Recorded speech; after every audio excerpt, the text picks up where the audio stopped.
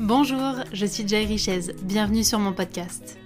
Ici, je parlerai sans détour de sujets qui m'animent et me motivent pour nous inviter à réfléchir et évoluer vers une vie plus libre et plus saine.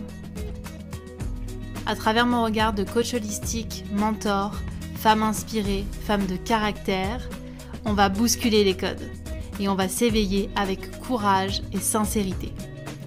Ces deux vertus seront le leitmotiv de ce podcast pour avoir le cran de vivre une vie qui nous ressemble et arrêter les fausses excuses. Je vous souhaite une très belle écoute. Bonjour à tous et à toutes, bienvenue dans ce nouvel épisode. Ce mois-ci est un mois particulier puisqu'il marque les 4 ans de ce podcast et j'ai eu envie de revenir sur mes apprentissages. Aujourd'hui, je vais vous parler de ma vie professionnelle. Alors, bien évidemment, c'est forcément relié à ma vie personnelle, mais j'avais envie de vous tirer des leçons de ce que j'ai pu comprendre sur ces années d'entrepreneuriat, ces années d'apprentissage sur moi-même et aussi une reconversion et tout ce que ça comporte. Alors, pour rentrer dans le vif du sujet, je voudrais déjà vous expliquer d'où je parle, là, maintenant, aujourd'hui, et d'où je viens. Parce que je voudrais que vous constatiez que tout bouge, tout évolue, et que c'est bien trop facile de croire que les gens sont accomplis dans leur vie professionnelle juste en claquant des doigts, sans rien faire. C'est pour ça que j'ai volontairement choisi la notion d'entreprendre dans le titre, parce que ça n'a rien à voir avec le statut. Vous pouvez être salarié d'une entreprise et être dans l'action. Ce qui compte, c'est de pouvoir être dans l'action pour vous créer une vie professionnelle qui vous parle, qui vous plaît, qui vous prend aux tripes. Alors, ce qu'il faut savoir, c'est que j'ai grandi dans une famille que je qualifierais de normale, à savoir avec mes 2 parents et mon frère. Mes 2 parents avaient un job, nos vies étaient rythmées par le côté école, travail, week-end, vacances. Tous les 2 travaillaient dans le domaine du commerce, mon père était commercial et ma mère était dans l'administratif. Ce que je veux vous faire comprendre par là, c'est que j'ai grandi dans un modèle classique. J'ai même envie de dire matricé, c'est-à-dire avec des belles normes de on travaille pour gagner de l'argent et on gagne de l'argent pour payer sa vie. Ça, c'est mon modèle. J'ai pas du tout conscientisé que c'était un modèle que je finirais par déconstruire. Mais la vie avait décidé autre chose pour moi, avait visiblement d'autres plans. Donc lorsque j'ai commencé dans ma vie professionnelle, dans ma vie active, j'ai commencé avec ces codes. Il fallait gagner de l'argent pour pouvoir se payer des choses qui nous font plaisir. Donc si le travail qu'on fait, il est un peu moyen, c'est pas grave, on s'en contente parce qu'il est là pour nous permettre de vivre ensuite. Vous vous doutez bien aujourd'hui, à l'heure à laquelle j'enregistre ce podcast, cette croyance comme quoi il faut gagner sa vie, elle n'existe plus. On n'a rien à gagner. On a juste à vivre.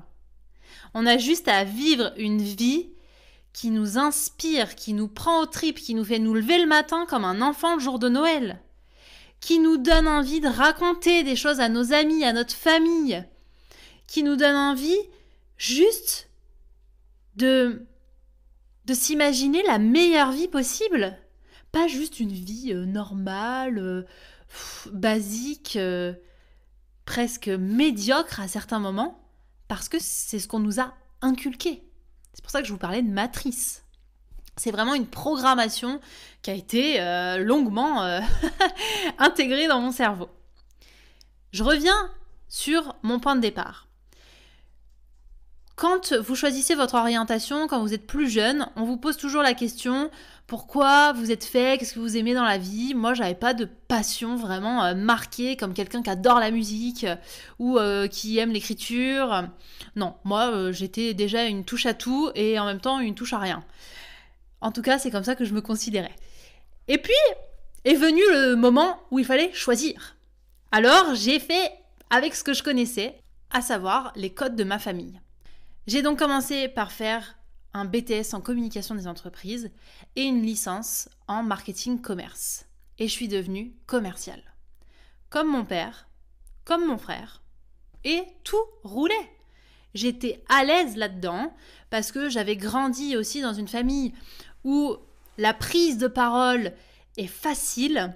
J'ai des années de théâtre derrière moi avec mon père qui avait créé sa troupe de théâtre amateur dans lequel j'ai eu la chance de jouer avec mes parents, mon frère, mon grand-père et d'autres comédiens, ce qui m'a permis en fait de développer une aisance à parler, à aussi porter des masques, parce que quand vous êtes commercial, il faut mettre le beau masque du vendeur, et à me sentir à l'aise dans la négociation, dans l'argumentaire, etc. À ce moment-là de ma vie, je suis, je pense, épanouie. C'est-à-dire que il était impossible pour moi, sur l'instant, de vous dire ce que je vais vous dire là maintenant, à savoir, mais où j'étais. C'était pas possible de se retrouver dans ce monde-là, qui est tellement loin du mien aujourd'hui. Mais je pense que je devais passer par là pour comprendre que déjà ça existait, et ensuite que je me devais, en tout cas que j'en avais envie, d'en sortir. C'est-à-dire que être commercial, déjà quand vous êtes une femme, c'est challengeant. J'ai commencé par une entreprise dans le BTP, donc autant vous dire que j'ai commencé directement dans le truc le plus challengeant, dans un monde que d'hommes, où le sexisme est là du matin au soir, et où il n'y a pas du tout de place à la non-confiance ou à la non-assurance. Si, dans ce monde que je qualifierais aujourd'hui de presque thérapeutique, vous n'êtes pas capable d'assumer vos propos, de poser vos limites, vous vous faites bouffer. Donc mon deuxième postulat, c'était attention, la vie professionnelle est un monde de requins. Tu vas devoir t'armer de patience, tu vas devoir poser ta paire. Et en fait, à ce moment-là, je me rends pas compte que je suis en train de créer un personnage à l'intérieur de moi qui est tout le temps en lutte, qui est tout le temps en colère, qui est tout le temps dans le contre. Je suis contre un système, je suis contre certaines personnes, je suis contre un certain fonctionnement et je suis contre aussi un concurrent. C'est-à-dire que je dois me démarquer par rapport à l'autre. Donc il y a forcément une notion de comparaison qui se met en place et il y a aussi une notion de légitimité qui doit être présente. Il faut que je sois hargneuse, voire arrogante pour pouvoir faire mes preuves. Voire pour pouvoir mériter mon salaire. Parce que quand vous êtes commercial, vous avez une partie fixe et une partie variable. Et l'avantage d'être commercial, c'est d'avoir cette partie variable qui est généralement, tout dépend des entreprises bien sûr, pas plafonnée et qui vous permet de gagner beaucoup d'argent si vous êtes doué. Et pour être doué dans ce monde, qu'est-ce qu'il faut faire ? Eh bien, il faut justement piétiner le concurrent. Et en fait, je me rends compte que dans ma personnalité, ce côté guerrière, lutte, il est très présent, mais que finalement, il ne me correspond pas tant que ça. C'est beaucoup de croyances qu'on m'a mis dans la tête, encore une fois, en me faisant croire que déjà, plus jeune, j'avais un côté garçon manqué. Alors, qu'est-ce que ça veut dire, en fait, garçon manqué ? Non, je rappelle juste qu'on a tous un côté féminin et masculin en nous. C'est pas parce que j'aimais bien les sports de combat que forcément je suis un garçon manqué. Bref, ne partons pas sur ce genre de débat. Ce que je veux dire, c'est qu'en fait, j'ai peut-être, quand j'étais plus jeune, développé de façon peut-être plus intense mon côté masculin, mon côté yang, que mon côté yin. Et dans ce monde de commercial, le côté yang était surdéveloppé, encore une fois. Donc j'étais très à l'aise, puisque c'est ce que j'avais fait étant plus jeune. C'est ce que j'avais développé au fil des années.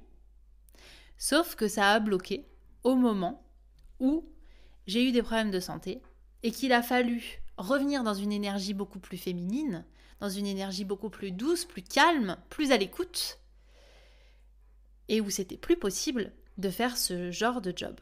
C'était plus possible d'être sur la route toute la semaine, de rentrer tard le soir, de faire des heures pas possibles, et surtout d'être dans cette confrontation permanente. Et donc arrivé un moment où il a fallu prendre une décision, et c'est arrivé comme un souffle, un élan de vie. Un matin, je me lève et je dis à mon conjoint de l'époque, je pense que je vais quitter mon travail. et je vais me lancer en tant qu'indépendante.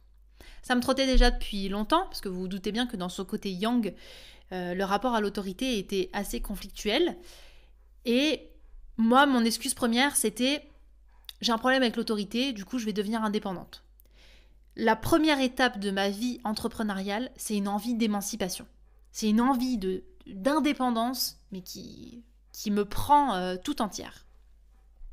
Et à ce moment-là, quand je dis ça à mon conjoint, j'attends une approbation de sa part. Parce que je suis encore dans un ancien schéma au niveau des relations, mais ça j'en parlerai dans un autre épisode, qui est de j'ai besoin de l'aval de quelqu'un pour faire des choix pour ma vie. On en reparlera. À ce moment-là, il me dit « Ok, franchement, si tu sens que c'est bon, vas-y, lance-toi. » Je vais voir mon patron de l'époque, je lui explique la situation, et là, il me demande « Quel âge tu as ?» J'avais 26 ans à l'époque. Il me dit « Écoute, tu me diras la date à laquelle tu veux partir, mais c'est ok pour moi. On ne te mettra pas de bâton dans les roues, on n'a clairement pas envie que tu partes, mais si c'est ce que tu souhaites, on ne va pas garder des gens qui n'ont pas envie de rester. » Et surtout, il m'informe que c'était exactement à 26 ans qu'il avait créé la boîte dans laquelle j'étais. Une boîte qui, soit dit en passant, avait des valeurs extrêmement importantes pour moi puisqu'elle prenait soin des collaborateurs. Ce jour-là, les jambes tremblantes, la boule au ventre, au moment où il me dit « C'est bon, tu pourras partir quand tu veux », c'est comme si j'étais déchargée d'un poids et que même si je ne sais pas du tout ce que je vais faire, parce que là j'ai inventé un truc, il m'a dit « Tu vas faire quoi ?» Je lui ai dit « Je vais faire du coaching et de la nutrition et je vais accompagner les gens à être en bonne santé. » J'en savais rien du tout. J'ai sauté en fait dans le vide sans filet. Et j'étais même pas sûre d'avoir un parachute sur le dos. Mais j'ai sauté. Parce que, encore une fois, et ça vous le verrez, je le répéterai plusieurs fois dans les épisodes, c'est comme si, à ce moment-là, mon intuition ne me laissait pas le choix. C'est comme ça et c'est pas autrement. Et donc je repars avec cette information. Et là, je me dis qu'il va falloir quand même préparer l'avenir. J'ai, à cette époque-là, 6 mois devant moi avant de partir pour préparer la suite. Et là, je me rends compte que ce que je lui ai dit, c'était pas si idiot. C'était certes très mal formulé, je ne savais pas trop le métier qu'il y avait derrière, parce que je suis encore dans l'histoire de code, pour pouvoir se présenter auprès des gens, des amis et tout ça, il faut dire, moi je fais ça comme métier, je suis avocat, je suis peintre, je suis garagiste, je suis commercial. Bah là en fait, si je dis, oh bah moi, non, j'aide des gens à être mieux dans leur vie, c'est pas un métier ça, Joy. Et bah en fait, pourquoi pas? Quitte à sortir des sentiers battus, eh ben, on va se créer un métier. Celui de coach holistique. Ce que je ne savais pas à l'époque, c'est que mon métier existait déjà, il n'existait juste pas dans mon monde. Et c'est là où c'est juste fascinant, c'est de croire que tu es à l'origine de quelque chose, que tu es en mode innovatrice, alors que ça existe déjà quelque part, mais que tu as été tellement conditionné et enfermé pendant un temps que t'as même pas vu que ça existait. À partir de ce moment-là, je commence du coup à préparer mon avenir de façon sérieuse. Je me renseigne sur les différents statuts parce que je n'y connais rien. Encore une fois, je vous rappelle, je suis dans ma première étape, envie d'indépendance. Je me dis, ok, je vais être indépendante, ça va être génial, je vais pas être avec un patron au-dessus de ma tête, je vais pouvoir bosser pieds nus, en pyjama, et ça va être super. Voilà, c'est les seuls repères que j'ai. Et en fait, je me rends compte que pour chaque statut, il y a aussi des inconvénients. Et que la petite vie joyeuse qui cuit des petits oiseaux, alors oui, je vais pouvoir bosser pieds nus en pyjama, mais à un moment donné, il va falloir se bouger parce que l'argent ne va pas arriver tout seul. Et comme je suis encore dans ce conditionnement de il faut gagner sa vie, eh bien, je vais faire en sorte de pouvoir gagner ma vie tout en étant indépendante. Je commence donc par une première formation en nutrition, parce que c'est vraiment mon domaine de prédilection à ce moment-là. Puisque j'ai eu des problèmes de santé, ça m'a fait tout remettre en question sur mon fonctionnement, mon hygiène de vie, et j'ai tout décortiqué. J'ai vraiment envie d'en faire l'une de mes bases et de pouvoir permettre à un maximum de personnes de s'éveiller sur ce sujet pour pouvoir sortir des conditionnements et reprendre sa santé en main. Ce qui fait que je commence par une première formation en nutrition et diététique et là je me rends compte qu'elle est totalement influencée par les lobbies, mais je vais quand même au bout parce que j'ai besoin, en tout cas je crois à ce moment-là que j'ai besoin d'avoir une certification et donc je vais au bout de cette formation, j'ai mon diplôme haut la main parce que ça me plaît, je suis fascinée par ça, mais en parallèle de ça, je vais à la rencontre de professionnels de santé pour remettre en perspective mon discours et surtout pour ne pas être influencée que par un organisme de formation. Donc je rencontre entre autres Anthony Fardet, le professeur Henri Joyeux, le docteur Jérôme Bernard Pelé, Stéphane Guilbeault. Certaines interviews d'ailleurs vous pouvez les retrouver au tout début de ce podcast parce que c'était la fibre de la guerrière qui a envie de sauver le monde. Et en fait je me rends compte que, encore une fois, je me suis fait manipuler. Et que au cours de cette manipulation, j'en ai oublié totalement mon libre arbitre. J'ai oublié que je pouvais remettre en question les choses, que c'était pas grave de les remettre en question.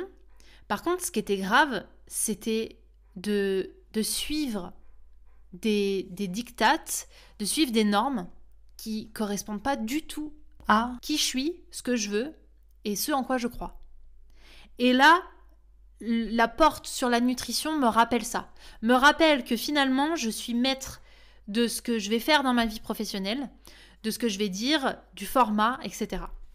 Et en parallèle de cette première formation, j'ai fait une formation en tant que coach en développement personnel. Parce que je me suis rapidement rendu compte de la limite du conseil. C'est-à-dire que les gens ne prennent pas la responsabilité de leurs actes, ils attendent qu'on leur serve sur un plateau une solution. Un programme alimentaire, une liste de courses, des recettes, comme si en fait, ils étaient tellement flemmards que réfléchir, c'était déjà trop compliqué. Et à ce moment-là, je les comprends, parce que je sors de ce monde-là, ce monde où j'ai arrêté de réfléchir, où j'ai arrêté de me poser des questions. Je sais pas d'ailleurs à quel moment j'ai arrêté ça, mais je pense que c'est arrivé très rapidement dans ma jeunesse. Et que une fois que j'ai compris que je pouvais remettre en marche la machine, c'est comme si j'avais envie d'ouvrir les yeux à tout le monde et de leur dire « Mais attendez, en fait, je fais pas de conseils. » Et d'ailleurs, je me suis jamais appelée conseillère en je sais pas quoi. Je me suis toujours positionnée en tant que coach. Et la fibre du coaching, c'est amener la personne à trouver ses propres solutions par l'intermédiaire de questions, de remise en question ou de protocoles pour pouvoir aller plus loin. Mais ce n'est en aucun cas un programme préconçu pour que la personne ne foute rien. C'est une responsabilisation de l'autre. Et quand j'ai commencé cette première formation en coaching, ça a été révolutionnaire pour moi parce que je me suis dit, en fait, ça va être une vraie complémentarité avec la nutrition pour que les gens puissent prendre leur santé en main. À ce moment-là, en tant qu'entrepreneur, je suis encore hyper naïve puisque je découvre au fur et à mesure les choses, je découvre qu'en fait, le statut d'entrepreneur, c'est comme un job à part entière. En fait, il faut être chef d'entreprise. Et moi, j'ai jamais été chef d'entreprise. Je ne sais pas ce que ça veut dire, je ne connais pas cette posture et je ne sais même pas si à l'époque j'ai l'étoffe pour pouvoir prétendre à ce statut-là. Je découvre aussi que dans la notion d'indépendance, il y a le fait qu'il faut tout gérer. La compta, la communication, la partie informatique, la partie finance, la partie métier à proprement dit, formation sur le job, la partie commerciale. En fait, que je fais plusieurs postes.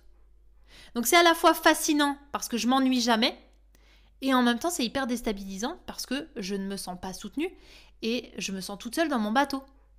Donc là commence un petit peu la deuxième phase qui est cette envie de reconnaissance.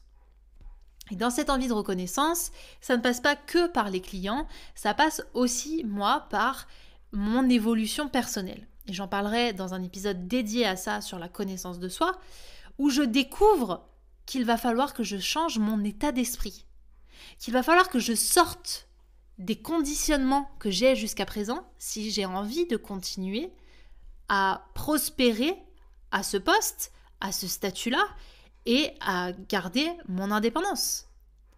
Parce que si je garde les mêmes codes qu'avant, je travaille la semaine, je suis en repos le week-end, j'ai 5 semaines de vacances, j'ai des rendez-vous du matin au soir et en fait, je n'ai pas cette liberté tant recherchée. Donc le premier apprentissage, c'est déjà que ce n'est pas une question de statut, c'est une question d'état d'esprit. Si vous changez juste de statut et que vous ne changez rien à l'intérieur et que le fonctionnement est exactement le même, vous allez juste reproduire quelque chose en étant indépendant. Reproduire la pression, reproduire le manque de considération avec justement cette attente de reconnaissance de l'extérieur, reproduire du stress et qui peut aller jusqu'au burn-out. Parce que du coup, on a encore plus de choses à faire puisqu'on n'est pas sur une tâche dédiée, sur une fiche de poste. On est sur plusieurs postes à la fois. Et comme en plus, on est au début de notre croissance personnelle, on n'a pas envie de déléguer. On n'a pas envie de se faire aider. On croit qu'on peut tout faire tout seul, comme des super-héros. Et la réalité, elle n'est pas là du tout. La réalité, elle est que dès le départ, il serait nécessaire de travailler sur l'état d'esprit, le mindset. C'est la base. Et c'est ce que j'apprends lors de ma première formation en coaching, qui est pour moi révolutionnaire et qui me permet d'enchaîner sur une supervision avec un mentor. Première fois de ma vie que j'entends ce terme, un mentor et supervision, qui m'accompagne pendant ma première année en tant que coach, mais aussi en tant qu'entrepreneur, pour me permettre de développer mes compétences et surtout pour me permettre de moi me remettre en question. Parce que vous vous doutez bien que pouvoir accompagner des gens, quel que soit le domaine, si vous n'incarnez pas les valeurs, si vous ne vous remettez pas en question et si vous n'avez pas un état d'esprit qui est en cohérence avec ce que vous prônez, ça n'a aucun sens. Et à partir de ce moment-là, c'est une nouvelle bascule qui s'offre à moi. C'est-à-dire que je commence à déconstruire tout ce que j'ai déjà construit en tant qu'indépendante. Pendant au moins 3 ans, j'ai navigué, j'ai exploré le monde, on va dire, avec une marque qui s'appelait à l'époque Sérieusement Gourmand, que j'avais déposée, avec lequel j'avais vraiment créé toute une infrastructure en termes de communication, etc. Et que je décide d'abandonner parce que ça ne me ressemble plus et que vraiment, dans cette évolution de moi, j'ai envie que ça colle plus à mon image, à qui je suis et à ce que je veux transmettre. Donc je reprends mon nom et maintenant j'apparais en tant que Joy Richez dans tous mes formats. J'arrête aussi petit à petit d'aller travailler auprès des entreprises parce que je me rends bien compte que y aller juste en one shot une fois pour la journée de la santé, ça fait rien bouger. Et moi, ce que je veux, c'est avoir un impact et que les gens prennent leurs responsabilités. Pas qu'on me serve sur un plateau pendant une journée et qu'après on m'oublie et qu'on aille manger des pizzas et des chips pendant le repas du midi. C'est vraiment ce qui s'est passé. Ce qui est venu renforcer ces changements aussi, c'est le fait d'avoir rajouté des formations sur d'autres méthodes, d'autres pratiques, comme l'Ayurveda, la naturopathie ou encore la programmation neurolinguistique, l'EFT, et j'en passe, qui m'ont ouvert le champ des possibles et permis de me recentrer et développer cette vision holistique. Et d'arrêter la distinction entre nutrition et développement personnel pour intégrer cette fois-ci une croissance personnelle complète, à travers tous les prismes de la vie, que ce soit d'un point de vue physique, relationnel, émotionnel, énergétique, intuitif. Tout ce qui touche finalement à l'être humain dans son entièreté.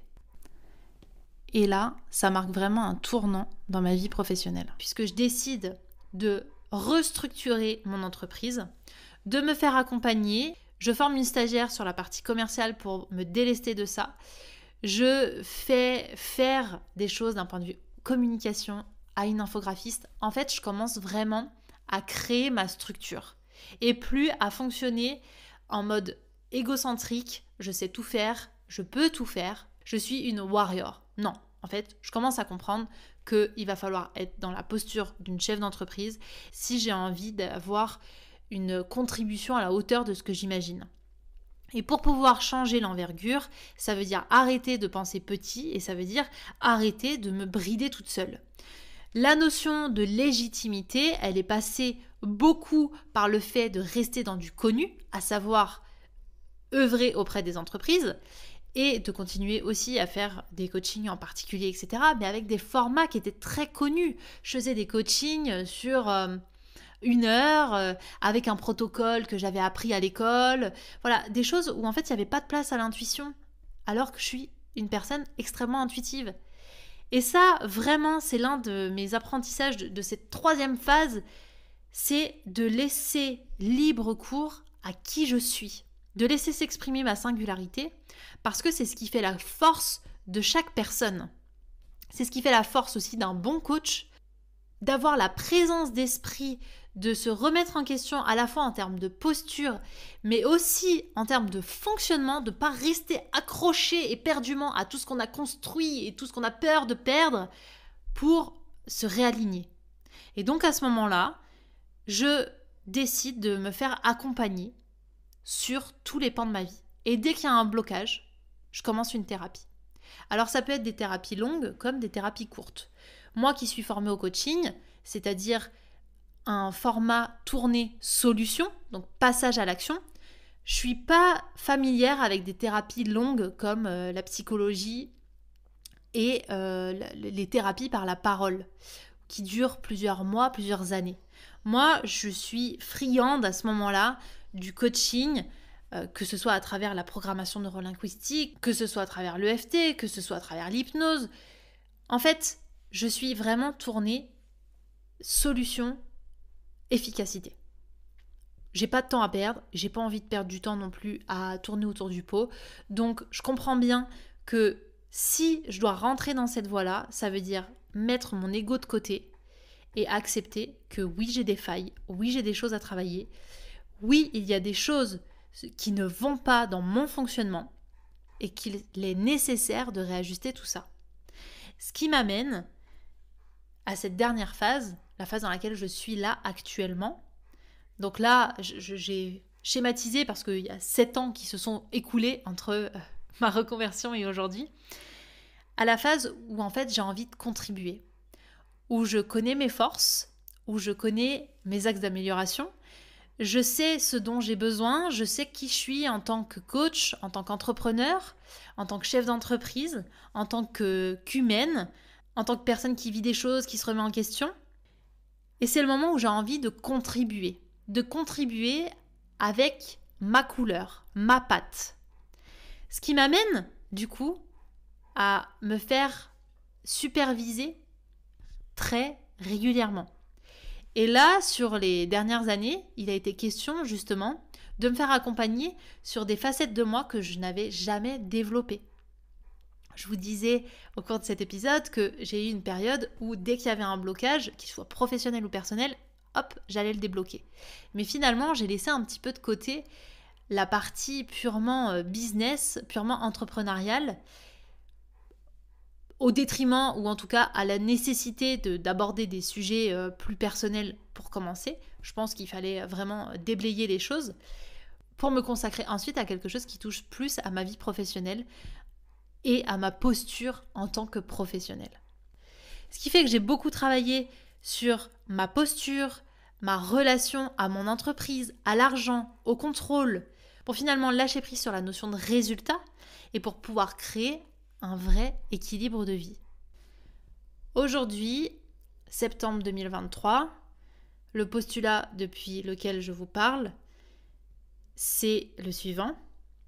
Une envie de contribution au sens large avec des projets aussi grands que mon ambition, une légitimité qui n'a plus besoin d'être prouvée et une assurance qui est travaillée constamment par l'intermédiaire de mentors, que ce soit des mentors en lien avec l'état d'esprit, en lien avec le business, donc la posture plus professionnelle, en lien avec l'estime de soi, la confiance en soi, qui sont pour moi des sujets à travailler à chaque fois, parce que à chaque fois, vous allez passer des niveaux dans cette spirale de conscience, j'ai envie de dire, pour que finalement, j'en arrive à me dire, aujourd'hui, je suis à la bonne place, avec les bons outils, et que tout ce que j'ai pu vivre au cours de cette aventure, professionnelle et aussi personnelle, c'était pour m'amener exactement à cet endroit-là. C'était pour me faire prendre conscience à la fois de mon potentiel, c'était pour me faire tester des choses, pour me rendre compte de ce que j'aimais faire, de ce que je n'aimais pas faire, de pouvoir aussi m'assumer auprès de ma famille, auprès de mes amis, auprès de mes clients, et me revendiquer comme une personne étant multipotentielle et qui n'a pas honte de l'être. Parce que ce qui a été compliqué pour moi, dans cette aventure entrepreneuriale, c'était de débarquer dans un monde qui n'est pas majoritaire de façon générale, où la vision holistique n'est absolument pas comprise, intégrée et incarnée, et que, encore une fois, j'apparaissais comme un ovni. Sauf que ça s'apprivoise et ça se revendique aussi de pas être comme tout le monde, de pas faire comme tout le monde. Et je crois que l'aventure professionnelle, quelle qu'elle soit, entrepreneuriale, salariale, peu importe, elle nous amène déjà à nous affirmer, nous, entre nous et nous. Et à se poser juste la question, ok, ça me convient, ça me convient pas du tout. Et à avoir le cran de réajuster.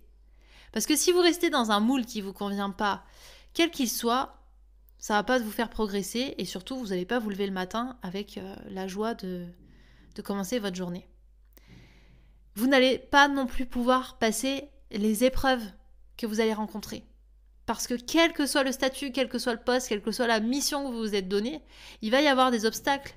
Il va falloir traverser les moments de solitude, les moments d'incompréhension, les moments de réajustement, les moments de déconstruction, les moments d'abandon aussi. Abandonner une marque, abandonner un projet, abandonner un client, savoir dire non, savoir poser ses limites, tout ça, ça fait partie de l'état d'esprit qu'il serait nécessaire de travailler dès le départ pour pouvoir se créer une vie épanouie et surtout pouvoir entreprendre, mais entreprendre avec sincérité et courage. Les leçons que je tire de mon parcours professionnel, en tout cas sur tout ce que je vous ai partagé, c'est que tout s'apprend, que tout se déconstruit et tout se réinvente. Que ce soit nous, que ce soit nos croyances, nos conditionnements, nos schémas, nos formats, notre fonctionnement en termes d'horaire, de tout se réinvente. Qu'il n'y a rien qui est figé, qu'il n'y a rien qui est limité. C'est juste nous qui nous limitons parce que sinon ça nous fait flipper de pouvoir créer autre chose qui vraisemblablement n'est pas connu ou n'est pas la norme. Alors si j'ai bien un seul conseil, un seul feedback à vous donner qui vous fera gagner un temps fou, c'est n'écoutez personne d'autre que vous-même. La seule personne en qui vous devez avoir confiance à 2000%, c'est vous. C'est vos tripes, c'est votre intuition. Si elle vous dit d'aller dans cette direction, allez-y. Si elle vous dit de ne pas y aller, n'y allez pas. Et dans tous les cas, même si vous y allez, rassurez-vous, la vie vous rattrapera et vous servira un enseignement.